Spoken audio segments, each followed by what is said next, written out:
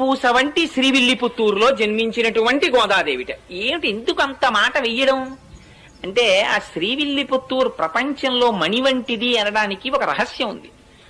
మొట్టమొదట ఈ భూమి అంతా కూడా సముద్రంలో మునిగిపోతుంటే, ఆనాడు రాక్షసులు దీన్ని చాప చుట్టినట్టు చుట్టి పట్టుకుపోతుంటే, వరాహమూర్తి భగవానుడు నీళ్లల్లోకి ప్రవేశించి ఆ రాక్షసుల్ని దునుమాడి తన మూపురమున ధరించి భూమిని పైకెత్తారు. పైకెత్తిన తరువాత భూదేవిని పైకెత్తారు కాబట్టి భూమిని భరించారు కాబట్టి భూమి ఆయనకి భార్య, ఆయన భర్త. అందుకని ఆ భూమిని యథాస్థితిలో ఉంచి తన అవతార సమాప్తి చేసే ముందు భూదేవిని అడిగారు, నీకు ఇంకేమైనా కోరికుందా అని. అడిగితే భూదేవి ఆనాడు ఒక కోరిక కోరింది. స్వామి, నువ్వు ఇవాళ ఏ రూపంలో ఉన్నావో అదే రూపంతో నాతో కొంతకాలము పాటు గడపవలసినది అని అడిగింది.